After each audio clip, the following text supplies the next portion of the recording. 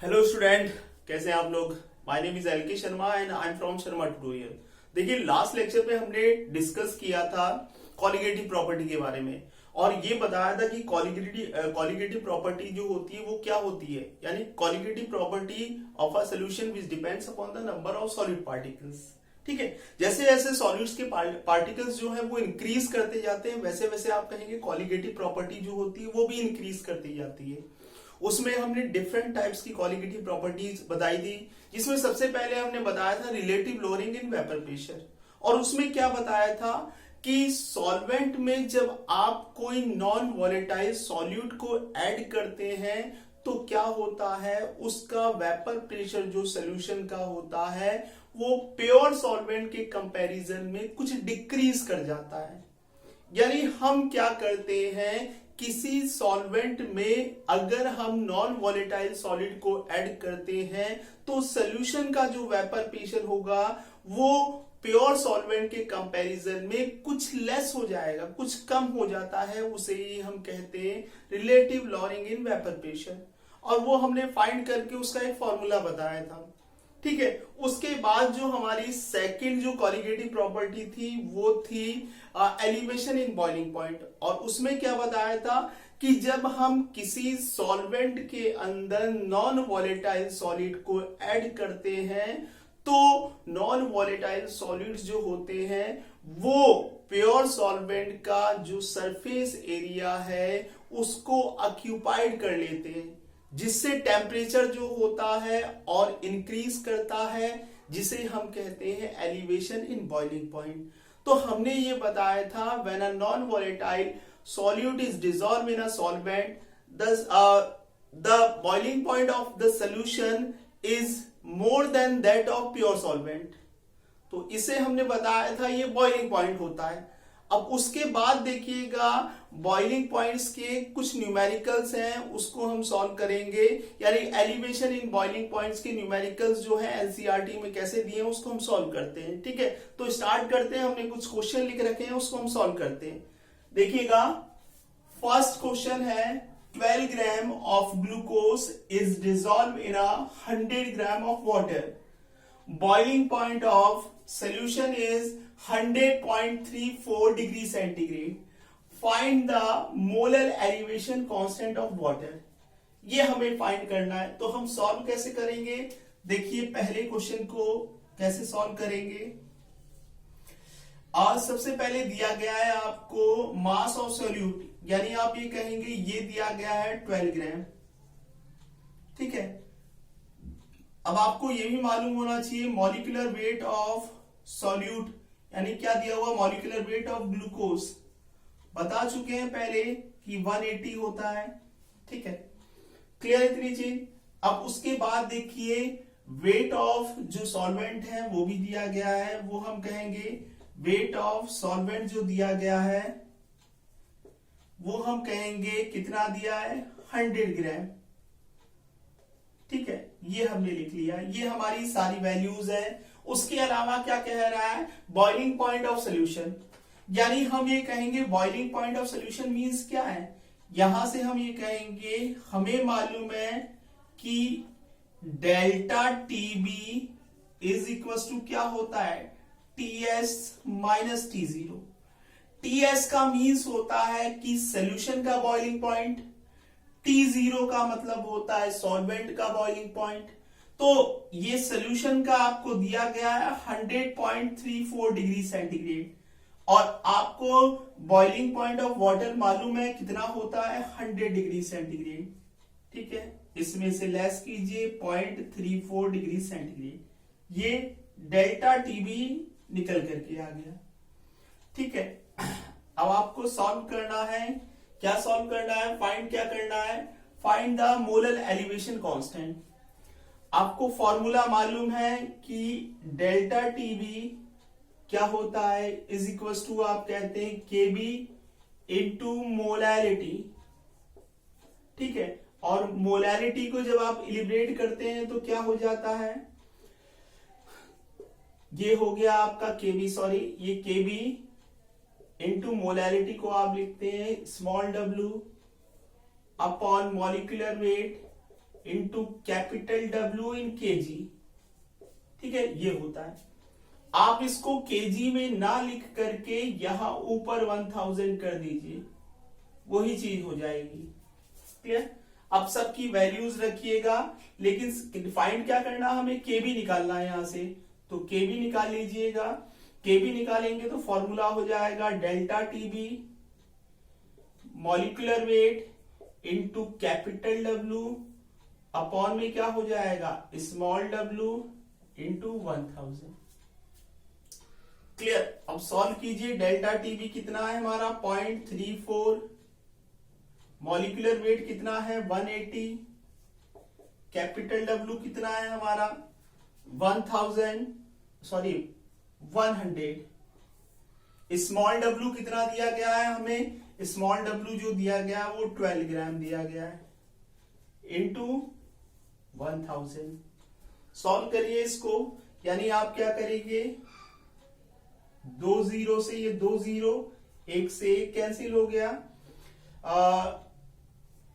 ये कर दीजिए 6 2 जा 12 हो गया, 6 3 जा 18 हो गया, ये 0.17। ठीक है, तो हमारा केबी कितना निकल करके आया, देखिए 0.51 ये निकल करके आया। यूनिट क्या हो जाएगी, केल्विन किलोग्राम मोल इनवर्स। ये हमारा केबी फाइंड करने का ये हमारा मेथड है। यानी हम केबी अगर क्वेश्चन में दिया, केबी को अगर फाइंड करना है क्वेश्चन में, तो हम कैसे फाइंड करेंगे, इस तरह से वैल्यूज को रखेंगे, सॉल्व कर लेंगे। ठीक है, ध्यान रखिएगा। नेक्स्ट क्वेश्चन देखिएगा, उसके बाद ये हमारा पहला क्वेश्चन हो गया।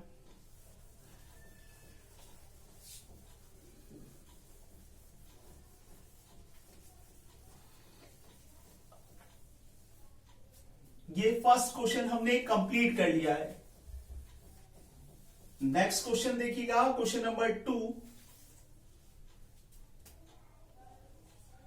क्या है, if 6 gram urea is dissolve in 200 gram of water, find the elevation of boiling point of solution. यानी आपको निकालना क्या है, आपको सबसे पहले डेल्टा टीबी फाइंड करना है इसमें। ठीक है, find the elevation of boiling point. Clear? अब इसको सॉल्व कैसे करेंगे, देखिए आपको यहां पर दिया हुआ है मास ऑफ सॉल्यूट दिया गया है, वो दिया गया है 6 ग्राम।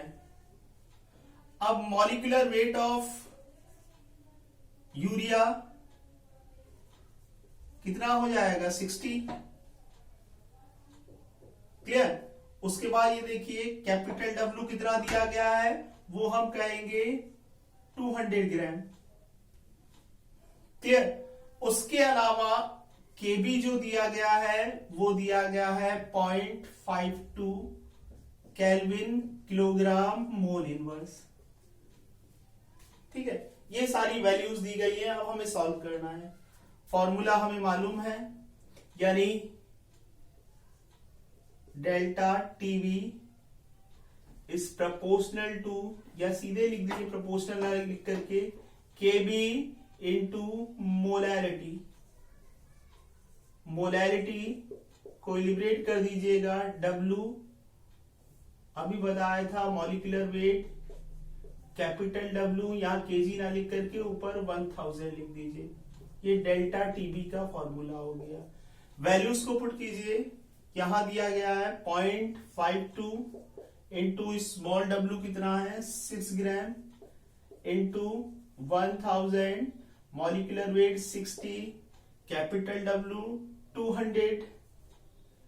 क्लियर? सॉल्व कीजिए इसको, 2 0 से 2 0 कैंसिल कीजिए, 1 से 1 कर दीजिए, 6 से 6 कर दीजिए, और इसको सिंपल सा 2 2 जा 4, 2 6 जा 12। तो ये डेल्टा टीबी जो आया है वो आया है 0.26 डिग्री सेंटीग्रेड। ये हमने सॉल्व कर लिया इसको।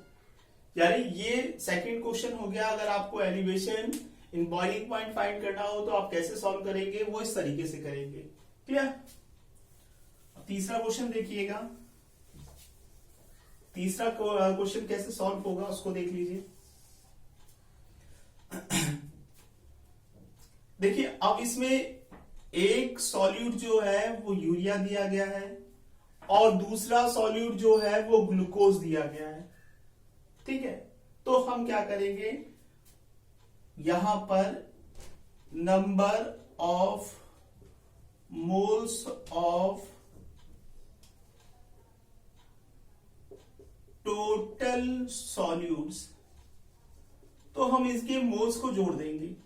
यानी सबसे पहले आप यूरिया का मोल निकाल लीजिए 6, ठीक है, अपॉन 60 हो जाएगा। मास ऑफ सॉल्यूट दिया गया है 6 ग्राम और यूरिया का मॉलिक्यूलर वेट कितना होता है 60। ठीक है, तो ये आ गया 0.1 निकल करके। अब आप ऐसे ही निकाल लीजिए किसका, ग्लूकोज का। ग्लूकोज का ये 9 ऊपर हो गया और नीचे 180 होता है मॉलिक्यूलर वेट, यानी 9 1 जा 9, 9 2 जा 18 और इसका निकल के आएगा 0.05। अब आप ऐड कर दीजिए इसको, यानी आप ये कहेंगे यूरिया के मोल्स हो गए प्लस ग्लूकोज के, ऐड करिए इसको तो कितना हो जाएगा 0.1 है और ये कह लीजिए 0.01, यानी टोटल मिलाकर के हो गया हमारा 0.15 ग्राम। ठीक है, तो हमने इतना काम कर लिया, ये हमारा निकल के चला आया। ठीक है, अब आगे देखिएगा, इसमें नेक्स्ट जो है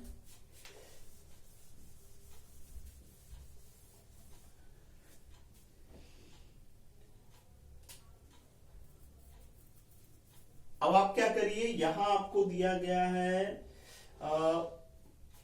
boiling point of solution, boiling point of solution यानी वेपर इतना दिया गया है।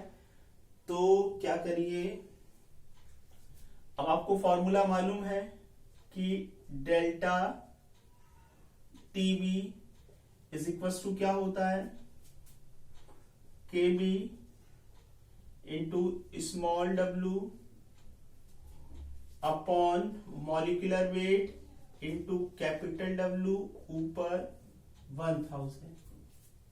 ठीक है, आपको निकालना क्या है, यहां केबी भी दिया गया है।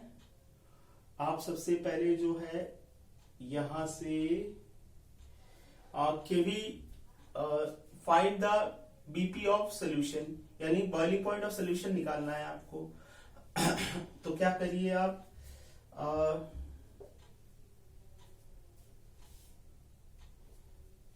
यहां से सबसे पहले जो है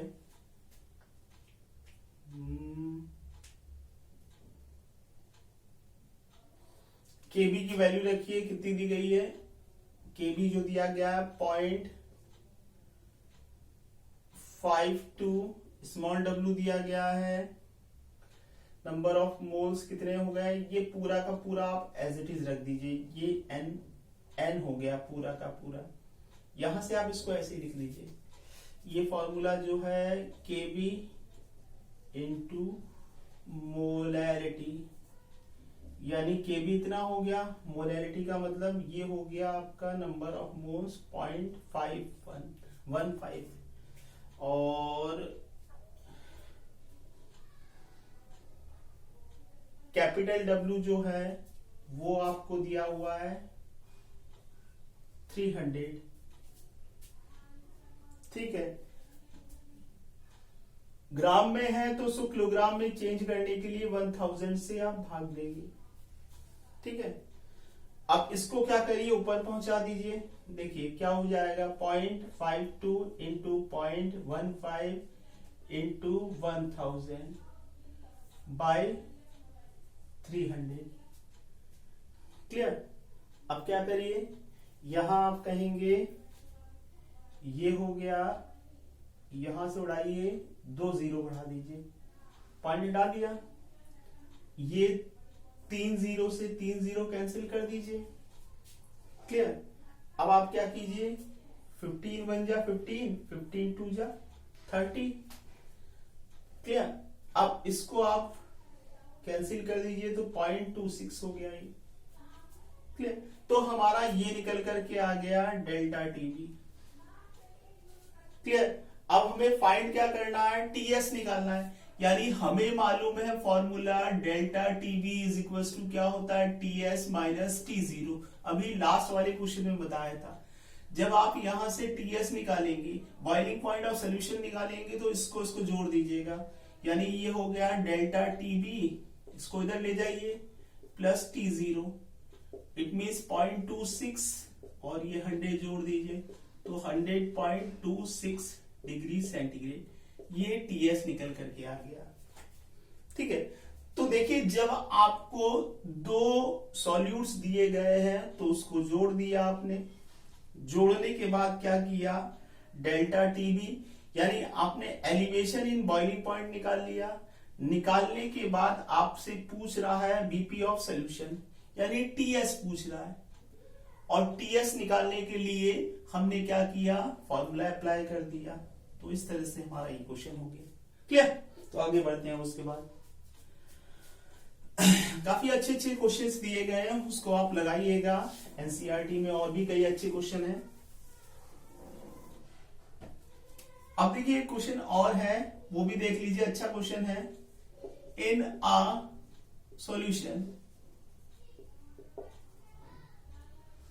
3.3 gram of non volatile solute, ठीक है, is dissolve in 125 gram of benzene, ठीक है।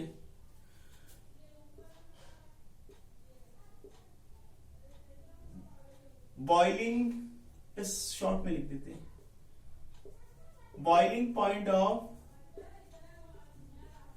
बेंजीन जो है वो हम कहेंगे दिया गया है हमें 0.80, ठीक है, डिग्री सेंटीग्रेड, और कह रहा है ये if KB for benzene, benzene के लिए जो केबी है उसकी वैल्यू है 3.28 केल्विन किलोग्राम मोल इनवर्स। अब क्वेश्चन में पूछ क्या रहा है, फाइंड द मोलर मास या मॉलिक्यूलर वेट कह लीजिए ऑफ नॉन वॉलेटाइल सॉल्यूट। अब आपको यहां पर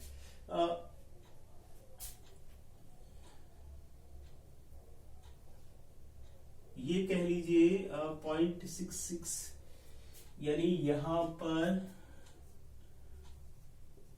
बॉइलिंग, इसको हम कर देते हैं 80 degree centigrade, boiling point of solution वो दिया गया है आपको 80.66 डिग्री सेंटीग्रेड। ये क्वेश्चन है, यानी अब आपको निकालना क्या है, यहां से देखिए molar mass of non volatile solids, ठीक है। तो कैसे निकालेंगे, देखिए बॉइलिंग पॉइंट ऑफ सोल्यूशन दिया गया है, यानी टीएस दिया गया है, वो कितना दिया गया है 80.66 डिग्री सेंटीग्रेड। देखिए उसके अलावा बीपी ऑफ बेंजीन दिया गया है, वो हम कहेंगे T0, कितना दिया गया 80 डिग्री सेंटीग्रेड। क्लियर, अब यहां से आप निकाल लीजिए एलिवेशन इन बॉइलिंग पॉइंट, यानी TS minus T0, it means 80.66 degree centigrade और 80 डिग्री सेंटीग्रेड, क्या निकल के आया 0.66 डिग्री सेंटीग्रेड। क्लियर, ये निकल के चला आया हमारा। अब यहां पर आपको दिया गया है मास ऑफ सोल्यूट दिया गया है 3.3 ग्राम, क्लियर, और केबी की वैल्यू दी गई है आपको केबी जो दिया गया है वो 3.28 केल्विन किलोग्राम मोल इनवर्स ये दिया गया है। ठीक है, अब मोलर मास फाइंड करना है तो क्या करेंगे, हमें मालूम है formula delta TV is equal to क्या होता है, केबी इंटू मोलैरिटी। मोलैरिटी को ओपन कर दीजिए, स्मॉल डब्ल्यू मॉलिक्यूलर वेट या मोलर मास कह लीजिए इंटू कैपिटल डब्ल्यू और नीचे केजी ना लिख करके ऊपर 1000 लिख दीजिए। ठीक है, अब आपको निकालना क्या है, यहां से मॉलिक्यूलर वेट निकालना है तो फॉर्मूला बन जाएगा आपका केबी स्मॉल डब्ल्यू 1000 upon delta Tb into capital W. Kb जो है 3.28 स्मॉल डब्ल्यू 3.3 इंटू 1000 ये है 0.66 और उसके अलावा जो कैपिटल डब्ल्यू दिया गया है वो दिया गया है आपको 125। ठीक है, इस पॉइंट से इस पॉइंट को उड़ाइए तो क्या हो जाएगा, एक जीरो और बढ़ जाएगा इसमें। क्लियर, अब आप क्या करिए, यहां से ये 2 बार चला गया, अब इसको कहिए ये कितनी बार जाएगा, ये आप कहेंगे ये 80 हो गया, 80 बार चला जाएगा, आप भाग देके देख लीजिएगा। फिर ये 40। ठीक है, अब मॉलिक्यूलर वेट इसको कैलकुलेट करेंगे तो मॉलिक्यूलर वेट जो आएगा वो अप्रोक्सीमेटली 131.2 ग्राम मोल इनवर्स आएगा। इतना निकल के आप कैलकुलेट करके देख लीजिएगा, इतना ही आएगा। तो इस तरीके से आप जो है वो एलिवेशन इन बॉइलिंग पॉइंट्स के न्यूमेरिकल्स करते हैं। यानी अगर आपको पूछ ले कि मॉलिक्यूलर वेट कैसे फाइंड करेंगे, एलिवेशन इन बॉइलिंग पॉइंट कैसे फाइंड करेंगे, तो इस तरीके से सॉल्व किया जाता है। ठीक है, नेक्स्ट हेडिंग देखिएगा हमारी उसके बाद।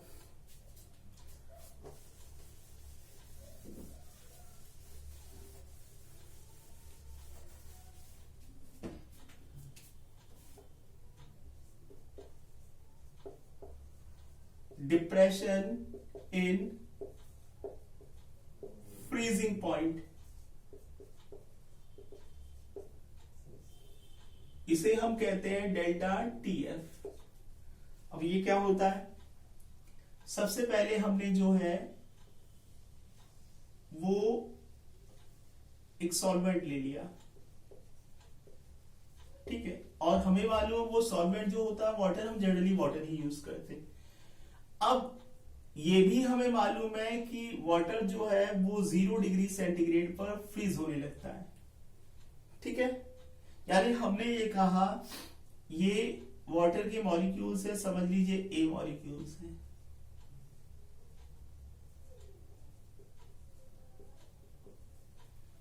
क्लियर, और हमें मालूम है वाटर जो है वो 0 डिग्री सेंटीग्रेड पर फ्रीज होने लग जाता है। यानी हम क्या करते हैं, टेम्परेचर को जैसे जैसे डिक्रीज करते हैं वो जो वाटर होगा वो फ्रीज करेगा, वो जमेगा। ठीक है, ये सॉल्वेंट है। अब इसमें हम क्या कर रहे हैं, कोई सॉल्यूट को ऐड कर रहे हैं, और सॉल्यूट क्या है, वो नॉन वॉलेटाइल है। ठीक है, अब क्या बन गया, ये यही तो हम कहेंगे सॉल्यूशन हो गया। ये सॉल्यूशन बन गया।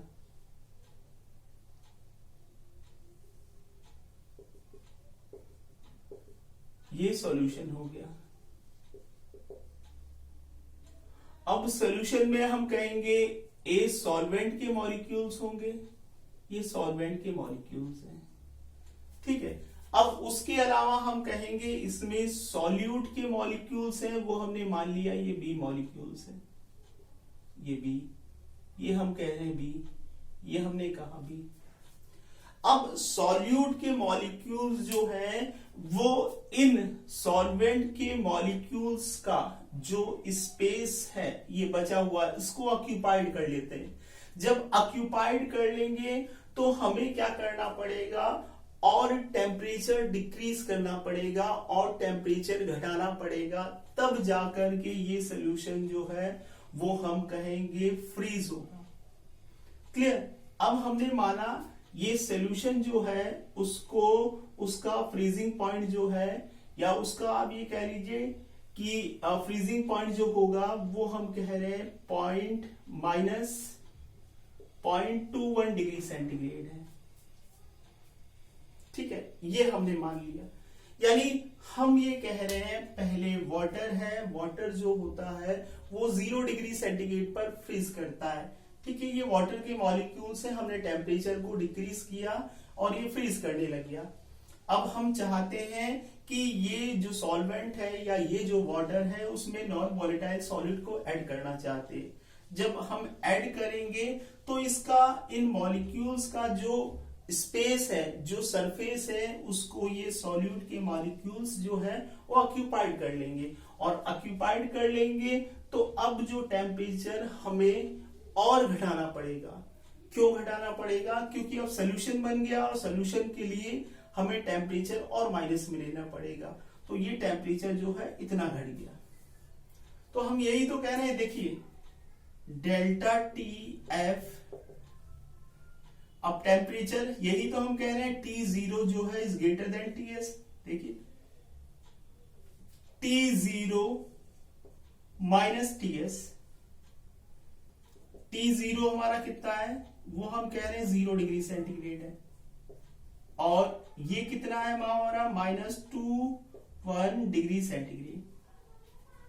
क्लियर, कितना आ जाएगा 0.21 डिग्री सेंटीग्रेड, ये डेल्टा टी एफ निकल गया। तो हमारा टेम्परेचर कितना डिक्रीज किया जब सोल्यूशन बना, यानी हम कहेंगे 0.21 डिग्री सेंटीग्रेड जो है इसमें टेम्परेचर में कमी आई और ये कमी जो है उसे ही हम डिप्रेशन इन फ्रीजिंग पॉइंट कहते हैं। यानी हम जब किसी सॉल्वेंट में नॉन वॉलेटाइल सॉल्यूट को ऐड करते हैं तो सोल्यूशन का जो फ्रीजिंग पॉइंट होता है वो पहले के कंपैरिजन में और डिक्रीज कर जाता है और ये डिक्रीज जो है, ये जो टेम्परेचर में कमी आई है उसे ही हम कहते हैं डिप्रेशन इन फ्रीजिंग पॉइंट। यानी अगर डेफिनेशन की बात करें तो when a non volatile solute is dissolve in a solvent the freezing point of the solution is less than that of pure solvent known as depression in freezing point। तो हमने ये देखा कि टेम्परेचर में जो है वो कितनी कमी आई, यानी हम कहेंगे डिप्रेशन इज फ्रीजिंग पॉइंट कितना निकल के आया 0.21 डिग्री सेंटीग्रेड। तो यही हमारा डिप्रेशन इन फ्रीजिंग पॉइंट है जिसे हम डेल्टा टी एफ से डिनोट करते हैं। क्लियर। और उसके अलावा हमें पता है कि इससे पहले ही बताया था हमने delta T F is proportional to molarity. यानी डिप्रेशन इन फ्रीजिंग पॉइंट जो होता है वो ध्यान रखिएगा हमेशा कि डिप्रेशन इन फ्रीजिंग पॉइंट जो होगा number of solute molecules in dissolve 1 kg solvent पर डिपेंड करता है। तो वो मोलैरिटी होगी कि नहीं होगी, नंबर ऑफ, यानी आप ये कहेंगे depression in freezing point is depends upon the number of moles of solute particle is dissolve in a 1 kg solvent, तो ये मोलैरिटी होगी। क्लियर। तो आप ये कहेंगे यहां से डेल्टा टी एफ प्रोपोर्शनल हटाइए, कांस्टेंट आ जाएगा जिसे के एफ कहेंगे और ये हो गया मोलैरिटी। ठीक है, अब यहां से आपका फॉर्मूला निकल करके आ गया, ये आप कहेंगे delta T F is equal to molarity का, यहां पर अभी हम के की वैल्यू, के एफ की वैल्यू लिखते हैं, ये होता है हमारा मोलल डिप्रेशन कांस्टेंट। ठीक है, और ये जो होता है फॉर वाटर इसकी वैल्यू होती है 1.86 केल्विन किलोग्राम मोल इनवर्स और इसे हम क्रायो स्कोपिक कांस्टेंट भी कहते हैं। ठीक है, तो ये ध्यान रखिएगा। क्लियर? तो इतनी चीज आपको मालूम होनी चाहिए। ठीक है, तो एक बार फिर से सुनिएगा, हमने क्या किया कि ये हमारा सॉल्वेंट है यानी वाटर है, वो 0 डिग्री सेंटीग्रेड पर फ्रीज करने लग जाता है। अब इसमें हम कोई नॉन वॉलेटाइल सॉलिड को ऐड कर रहे हैं, सोल्यूशन बन रहा है, और सोल्यूशन बनने पर हम कहेंगे टेम्परेचर जो है अब और माइनस में लगेगा, क्योंकि सोल्यूशन बन गया, और सोल्यूशन में जो है टेम्परेचर और माइनस में लगता है, यानी टेम्परेचर और डिक्रीज करता है, तब जो सोल्यूशन है वो फ्रीज करता है। तो ये टेम्परेचर में जो कमी निकल के आई है उसे ही हम डिप्रेशन एंड फ्रीजिंग पॉइंट कहते हैं। क्लियर? तो ये ध्यान रखिएगा। यहां से हम एक चीज बताना भूल गए कि आपको फ्रीजिंग पॉइंट क्या होता है, यानी फ्रीजिंग पॉइंट होगा क्या वो देख लीजिएगा। फ्रीजिंग पॉइंट है क्या चीज, यानी फ्रीजिंग पॉइंट होता क्या है वो देख लीजिए, समझ लीजिए इसको। फ्रीजिंग पॉइंट आप कहेंगे vapour pressure of liquid state, ये जो है इक्वल होगी vapour pressure of solid state. तो ऐसे टेम्परेचर को हम कहेंगे फ्रीजिंग पॉइंट, यानी the temperature at which vapour pressure of liquid state become equal to the vapour pressure of solid state, तो उसे हम कहते हैं फ्रीजिंग पॉइंट। यानी जब vapour pressure of liquid state का जो है वो सॉलिड स्टेट के इक्वल हो जाएगा, वही फ्रीजिंग पॉइंट कहलाएगा। क्लियर? समझ में आ गई इतनी चीज, ये ध्यान रखिएगा। अब इसका एक ग्राफ है वो भी देख लीजिए।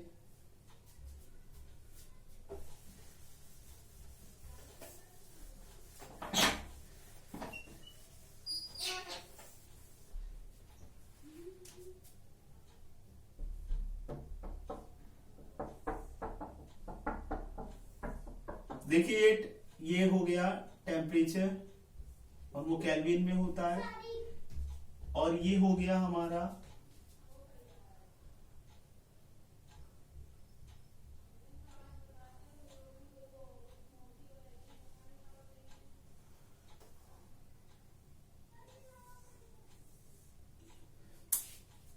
सही नहीं बना, इसको फिर से बना देते हैं ड्रॉ करके।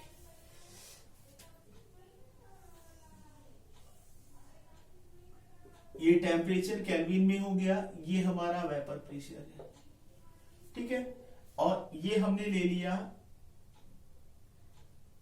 ये जो है हमारा क्या है, सॉल्वेंट है। यानी जैसे जैसे हम टेम्परेचर को इंक्रीज करते हैं वैसे वैसे हमारा वेपर प्रेशर बढ़ रहा है, और हमें मालूम भी है कि कैसे बढ़ता है। हमने आपको पहले ही बताया कि ये सॉल्वेंट हो गया। ठीक है, इस सॉल्वेंट को जब आप इवेपोरेट करते हैं तो इसकी वेपर्स निकलती है, ये क्लोज कंटेनर है, यानी ये सॉल्वेंट है, हम पहले ही बता चुके हैं कई बार। इसकी वेपर बन रही है ये, ठीक है, और इसका वेपर प्रेशर हो जाएगा। यानी हम जितना टेम्परेचर को बढ़ाएंगे उतनी ही ये इवेपोरेट करेगा, उतना ही, और उतना ही इसका वेपर प्रेशर होगा। यानी जितना इवेपोरेशन होगा उतना ही वेपर प्रेशर अधिक होगा। अब यहां पर हमने कहा सॉल्वेंट का जैसे जैसे टेम्परेचर बढ़ रहा है वैसे वैसे देखिए उसका क्या वेपर प्रेशर इंक्रीज कर रहा है। क्लियर? अब हम बात करते हैं यहां पर सोल्यूशन की। ये सॉल्यूशन हो गया, और ये नॉन वॉलेटाइल हो गया। ठीक है, क्लियर? अब आप यहां पर देखिए ये सॉल्वेंट का वेपर प्रेशर जो है वो टेम्परेचर के साथ इंक्रीज कर रहा है, लेकिन अगर हम सोल्यूशन की बात करें तो सोल्यूशन में देखिए आप टेम्परेचर बढ़ रहा है, लेकिन वेपर प्रेशर जो है वो सॉल्वेंट की कंपैरिजन में कम इंक्रीज कर रहा है, क्योंकि वेपर प्रेशर आप ये देखिए सॉल्वेंट का जो है वो ऊपर है। आप ये कह रहे हैं टेम्परेचर के साथ जैसे देखिए ये टेम्परेचर बढ़ रहा है, ये देखिए ये टेम्परेचर बढ़ रहा है, तो वैसे वैसे आप कहेंगे ये जो है वेपर प्रेशर भी इंक्रीज कर रहा है। जैसे हमने कहा ये टेम्परेचर, ये वेपर प्रेशर यहां पर है, तो टेम्परेचर भी देखिए यानी टेम्परेचर जैसे जैसे बढ़ रहा है तो वैसे वैसे वेपर प्रेशर जो है इंक्रीज कर रहा है सॉल्वेंट का। लेकिन अगर हम सोल्यूशन की बात करें तो सोल्यूशन क्या है, आप खुद देखिए इसके नीचे है, यानी सॉल्वेंट के कंपैरिजन में वेपर प्रेशर जो है वो सोल्यूशन का कम है। तो आप टेम्परेचर बढ़ाएंगे, सॉल्यूशन का वेपर प्रेशर जो होगा सॉल्वेंट के कंपैरिजन में कम बढ़ेगा। क्लियर इतनी चीज। अब हम क्या कह रहे हैं, यहां से एक चीज अच्छी इंपॉर्टेंट निकल के आएगी, देखिएगा। अब हमने यहां पर ये ले लिया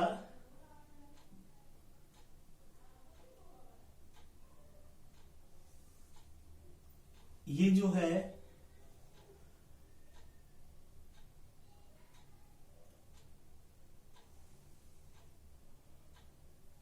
ये हम कह रहे हैं ये हमारा सॉलिड है, सॉलिड, और इसे कह लीजिए ये जो है वो क्या है, सॉल्वेंट।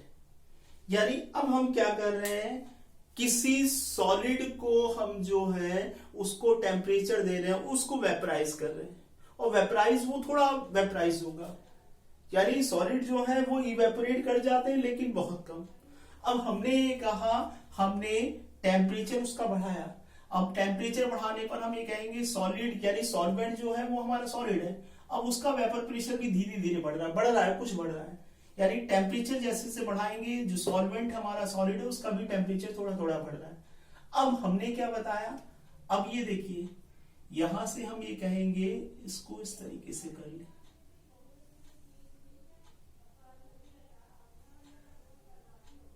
ये देखिए, ये हम ये कह रहे हैं, यहां पर हम ये देखिए वेपर प्रेशर ऑफ सॉल्वेंट जो है वो लिक्विड का, इसको हम लिक्विड लिख देते हैं, और वो क्या हो रहा है, यहां पर ये देखिए वेपर प्रेशर ऑफ सॉलिड के जो हो रहा है वो बराबर हो रहा है, तो इसे ही हम क्या कहते हैं, इसे ही हम क्या कहते हैं, यही तो हमारा जो होता है वो हम कहेंगे T0 निकल करके आता है। यानी ये क्या हो गया हमारा, हम कहेंगे डिप्रेशन इन क्या, फ्रीजिंग पॉइंट, फ्रीजिंग पॉइंट, लेकिन फ्रीजिंग पॉइंट ऑफ सॉल्वेंट, या लिखना चाहे तो लिख लीजिए फ्रीजिंग पॉइंट ऑफ सॉल्वेंट। ठीक है, ये हमारा ये हो गया।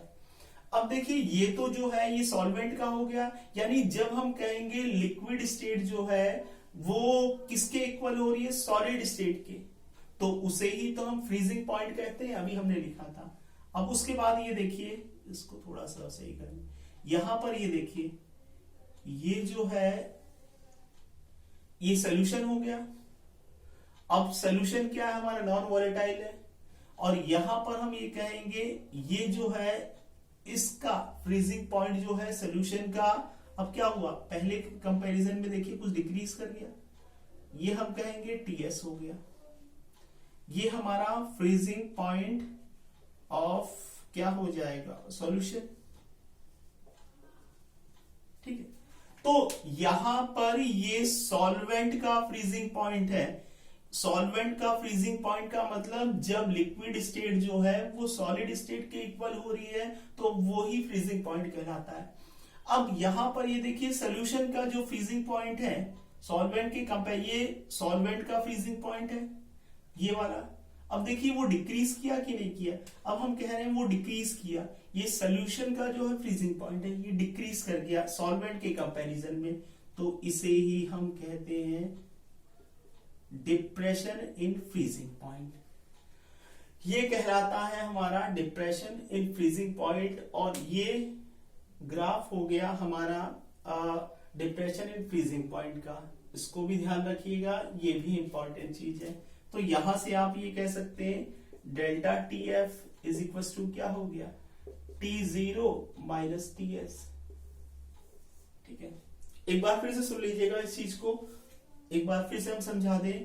हमने ये कहा, ये देखिए ये वेपर प्रेशर जो है वो सॉल्वेंट का है, जैसे जैसे टेम्परेचर बढ़ रहा है वैसे वैसे आप देखिए वेपर प्रेशर बढ़ रहा है। ठीक है, अब हमने कहा उसमें हमने नॉन वॉलेटाइल सॉलिड को ऐड किया, सोल्यूशन बना। अब टेम्परेचर जैसे जैसे बढ़ रहा है सोल्यूशन का जो है वेपर प्रेशर बढ़ रहा है, लेकिन सॉल्वेंट के कंपैरिजन में कम, क्योंकि इसमें नॉन वॉलेटाइल सॉलिड आकर के ऐड हो गया, इसलिए इसके कंपैरिजन में कम बढ़ रहा है। अब हमें मालूम है फ्रीजिंग पॉइंट क्या होता है कि the temperature at which vapour pressure of the liquid state is becoming equal to the vapour state, यानी हम ये कहेंगे कि जब जो है लिक्विड स्टेट जो है वो सॉलिड स्टेट के इक्वल हो जाएगी वेपर प्रेशर की, तो वही फ्रीजिंग पॉइंट कहलाता है। तो ये सॉलिड स्टेट हो गई, ये लिक्विड स्टेट हो गई सॉल्वेंट की, और ये जब जो है इक्वल हो रही है तो वही हमारा फ्रीजिंग पॉइंट है। लेकिन ये फ्रीजिंग पॉइंट किसका है, ये हम कहेंगे सॉल्वेंट का है, और ये देखिए ये किसका है, ये सोल्यूशन का है। तो सॉल्वेंट के कंपैरिजन में सोल्यूशन का जो फ्रीजिंग पॉइंट है कुछ डिक्रीज किया, उसे ही हम डिप्रेशन एंड फ्रीजिंग पॉइंट कहते हैं। ठीक है, तो आज का लेक्चर बस यहीं तक रहता है। ठीक है, थैंक यू।